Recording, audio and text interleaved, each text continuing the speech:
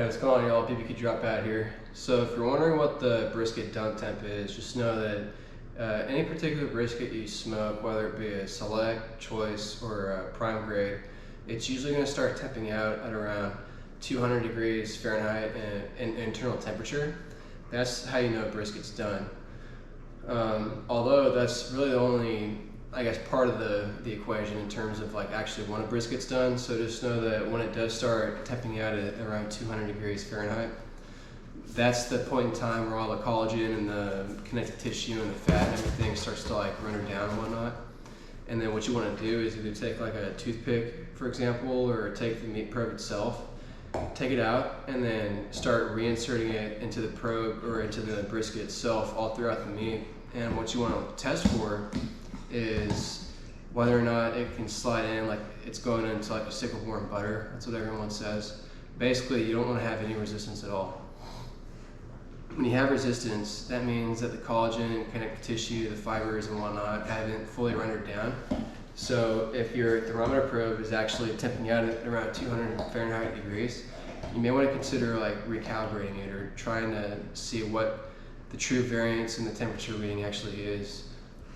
One way you can do that is like stick it in like a flask of boiling water, test the actual variance from the scientific measurement for boiling water. So let's say if boiling water is at like 135 degrees Fahrenheit and the thermometer is at 150 or something, well then you know that the thermometer is off by about like 15 degrees. So just calculate all that in for all of your other cooks.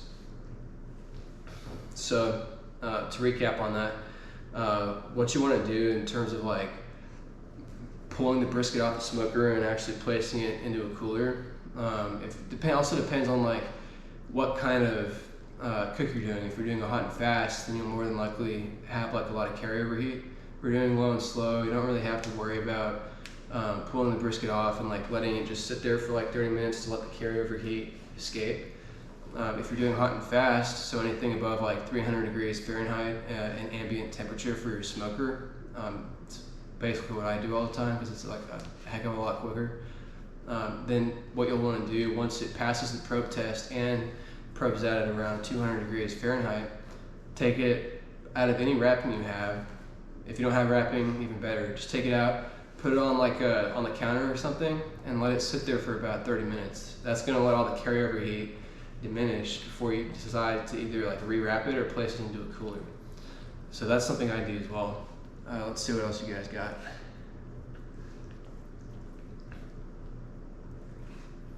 So I know a lot of people will ask like, what exactly is the temperature for a brisket that can be considered done? It's 200 degrees Fahrenheit in internal temperature. A lot of people say that they've experienced briskets become done at around 205 degrees Fahrenheit. To me, that's a little bit on the upper echelon of when you would actually want to pull a brisket, because really anything past 205, in my opinion, is going to severely overcook a brisket, or at least put it at great risk for overcooking the brisket itself. So again, if the meat is like probing out at 205 and it's still not probe tender, then you probably have an inaccurate thermometer. You can't stress that enough. And same applies for, like temperature readings at around 190. Let's say you decide to try and pull a brisket off at 190 degrees Fahrenheit, and it is actually temping out or probing out with the no resistance probe test, then that means your thermometer may be off yet again, maybe reading about 10 degrees lower than it should. So to sum up on that, if your thermometer is temping out at 190 degrees Fahrenheit and it's actually, passing the probe test, then I would highly encourage you to go ahead afterwards or before your next cook to recalibrate your thermometer, because to me that's indicative of an inaccurate temperature reading. I have not seen a single brisket in my barbecue career actually be done literally at 190 degrees Fahrenheit, because that's just not the temperature at which a brisket, or really any, like pork shoulder, ribs, like any type of barbecue style type of meat that has a lot of connective tissue, fiber and all that stuff doesn't, or collagen and all that stuff doesn't render down at that low of a temperature. It starts rendering down at about 200 degrees Fahrenheit. And I know a lot of people wonder, you know, can you overcook a brisket? You can absolutely overcook a brisket.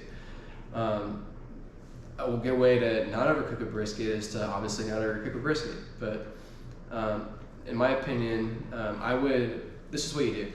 First, to not overcook a brisket, you want to test your thermometer, make sure it's accurate, and if it is not accurate, make sure to document or at least understand what temperature variance, if it's reading too little or too high, based off of a scientific metric like boiling water.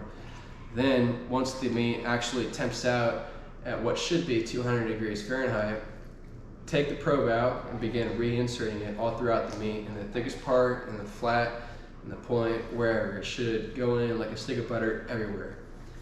That is how you know a brisket is done.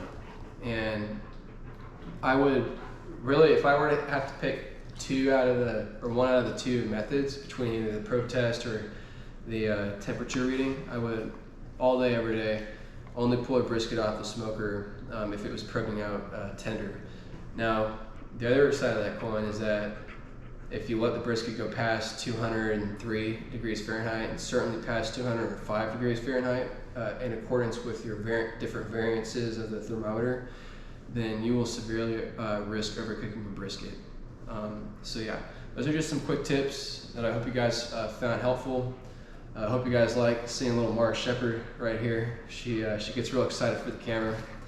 But anyways, I'll catch you guys later. See ya.